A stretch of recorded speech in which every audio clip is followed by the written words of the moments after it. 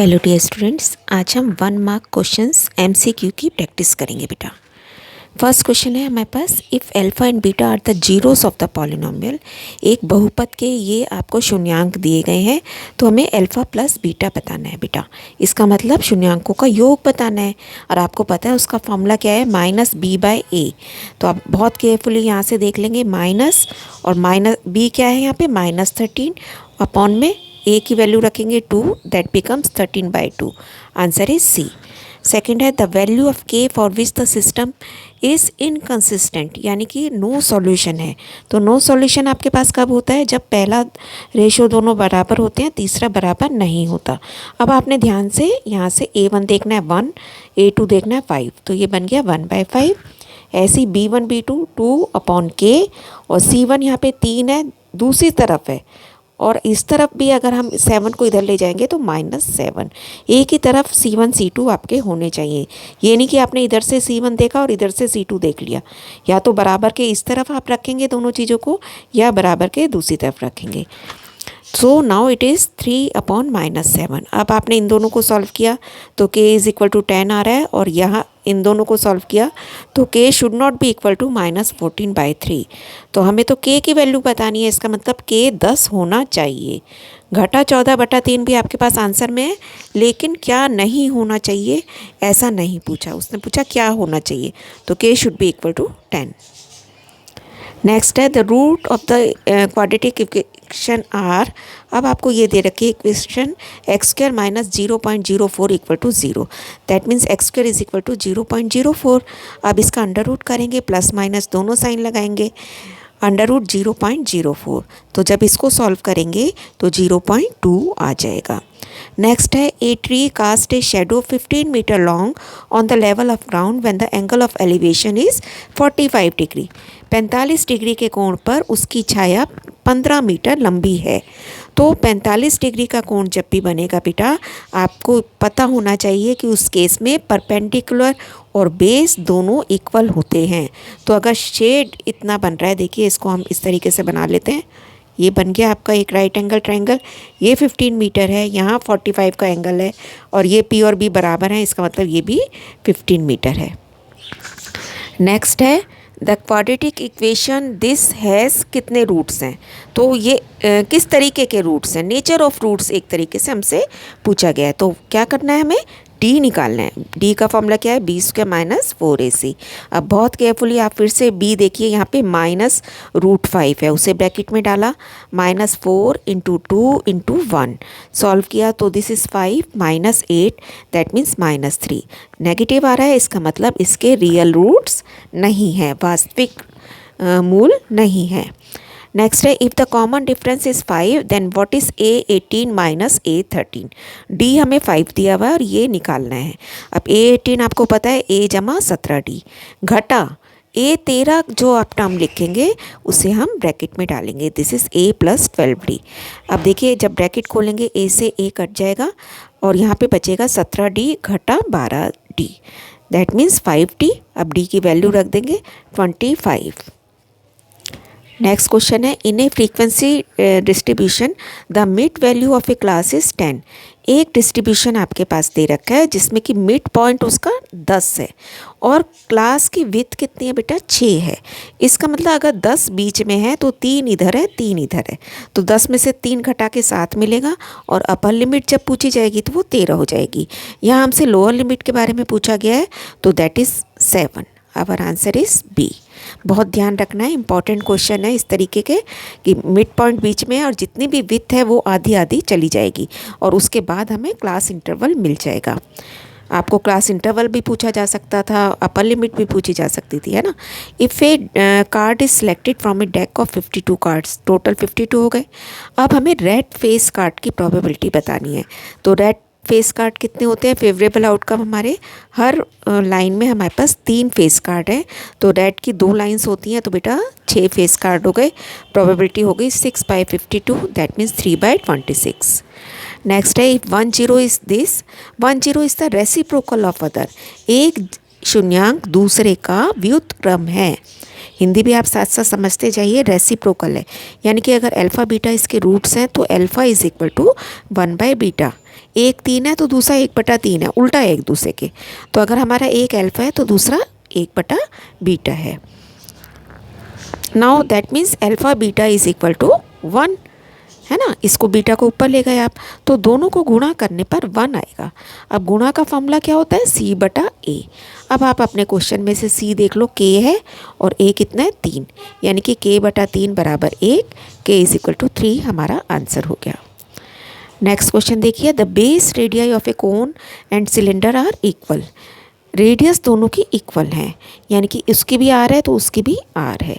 If there curved surface area are also equal, curved surface area cone का और cylinder का equal है, that means πRL is equal to 2πRH। ये कोन का होता है, ये सिलेंडर का, इसको भी हमने इक्वल रख दिया। अब पाई से पाई कट गया, आर से आर कट गया, इसका मतलब length is equal to 2h। जो स्लांट हाइट है, तिरछी ऊंचाई होती है ना L, तिरछी ऊंचाई हमारी 2h के बराबर है। अब उसने पूछा है कि रेशो बताइए स्लांट हाइट का और सिलेंडर की हाइट का, यानी कि L/H आपको बताना है। अब L को अभी हमने निकाला 2h, 2h/h, h से h कट गया, रेशो इज़ 2:1। नेक्स्ट देखिए, distance between the points A cos theta plus B sin theta, 0 and 0, A sin theta minus B cos theta. बहुत केयरफुली आप डिस्टेंस फार्मूला लगाएंगे। देखिए, A cos theta plus B sin theta minus 0 का whole square plus 0 minus y1 minus y2 करना है ना, 0 माइनस this का होल स्क्वायर। अब 0 माइनस करने का तो कोई फ़र्क नहीं पड़ेगा, तो इसका मतलब इसी का वर्ग और यहाँ पे भी इसका वर्ग। अब आप a प्लस b का होल स्क्वायर का फॉर्मूला लगाएंगे, यहाँ पे a minus B whole square का और यहाँ पे a plus B whole square का। तो ये क्या बन गया, a² cos square plus b² sine square plus 2ab cos theta sine theta. ऐसे यहाँ पे a² sine square plus b² cos square minus 2ab cos theta sine theta. यहाँ ये सब कट गया, अंडर रूट के अंदर चल रहा है। अब देखो, a² कॉमन निकाल सकते हैं हम, यहाँ पे बचेगा cos स्क्वायर और यहाँ पे बचेगा साइन स्क्वायर, इकट्ठा कर दिया। ऐसे b² कॉमन निकाला, यहाँ बचा साइन स्क्वायर, यहाँ बचा cos स्क्वायर, जबकि ये इसकी वैल्यू कितनी होती है, 1, ये आइडेंटिटी है ना। That means this is also 1, this is also 1, so the form हमारे पास क्या रह गया, √a² प्लस b²। सी आंसर। नेक्स्ट है, in the figure O is the centre, ये सेंटर है और यहाँ पे टेंजेंट इस कॉर्ड के साथ 50 डिग्री का एंगल बना रहा है बेटा। अब आपको पता है ये जो OP टेंजेंट है, यहाँ पे ये PT के साथ परपेंडिकुलर होता है, तो इसको मैंने नंबर 1 और नंबर 2 डाल दिए हैं। आपके पास ये पेपर में नहीं होंगे, ये आपको अपने आप डालने हैं। Now 50 plus angle 1 is 90 degree, ये पूरा 90 है ना, टेंजेंट रेडियस के साथ 90 डिग्री का कोण बनाता है, तो एंगल 1 कितना आ गया, 40। अब देखो, इस ट्रायंगल में ये रेडियस इसके बराबर है, तो ये जितना ये एंगल है उतना ही एंगल 2 भी होगा। समान साइड्स के अपोजिट एंगल्स इक्वल होते हैं, तो ये भी 40 हो गया। अब ये 40, 40, 80, तो ये तीसरा कितने का बचा, 100 डिग्री का। नेक्स्ट है, if the area of a semi circular field is 15,400 square metre. सिर्फ इसी के से अब हम R निकालेंगे। सेमी सर्कुलर है आपके पास, यानी कि πr²/2 करेंगे तो वो 15,400 के बराबर है। एरिया का आधा कर दिया हमने। अब वैल्यूज़ रख देंगे, पाई भी उधर जाके उल्टा हो गया, 7/22, 2 ऊपर चला गया, 2 × 15,400। इसको सॉल्व किया आपने बेटा, फिर R का अंडर रूट लेना पड़ेगा इस सारी टर्म का, तो हमारे को क्या मिल जाएगा, 7 का 1 बार 7 आ जाएगा और 100 का अंडर रूट 10 बार आ गया तो 70 हो गया। अंदर बच गया खाली वर्गमूल 2। ये हमारी रेडियस हो गई। अब उसने पूछा है इसका पेरीमीटर बताइए, तो देखो ये शेप है बेटा हमारे पास, शेप भी आपको अपने आप अपनी ड्रॉ करनी है। ये मैंने आपको अपने आप, क्वेश्चन में आपको नहीं दी गई है, आपको अपने आप अपनी शेप ड्रॉ करनी है कि हाफ सर्कल है, ये सेमी सर्कल है, तो मेरे पास कैसी शेप होगी। अब इसका पेरीमीटर पूछा है, इसका मतलब आधी तो परिधि हो गई और प्लस में इसका डायामीटर हो गया 2r, है ना। ये भी तो पेरीमीटर में तो सारी बाउंड्रीज जोड़ते हैं ना, तो ये बन गया 2πr का 2 भाग करके प्लस में 2r। अब यहाँ देखो 2 से 2 कट गया, आर कॉमन निकल गया तो यहाँ बचा पाई और यहाँ पे बचा +2। वैल्यूज़ रख देंगे आर की 70√2 और पाई की वैल्यू 22/7 जमा 2।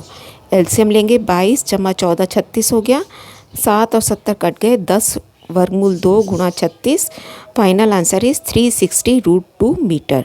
सारी कैलकुलेशन आप अपने हाथ से अपने आप कीजिए बेटा। जब भी आपको क्वेश्चन मैं सिर्फ समझा रही हूँ आपको, you have to calculate it again. In an AP, if D is equal to -4, N is 7, A N is 4, find A। 4 चीज़ों में से 3 चीज़ें हमें दे रखी हैं। फॉर्मूला लगाया हमने carefully, A + n-1 D। A n के नीचे 4 लिख दिया। A हमें निकालना है, N 7 है so it is 7 - 1। D negative है इसलिए ब्रैकेट में रखा।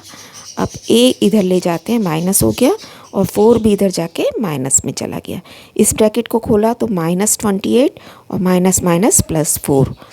-a = -28, a = 28 कैंसिल हो गया माइनस दोनों तरफ से।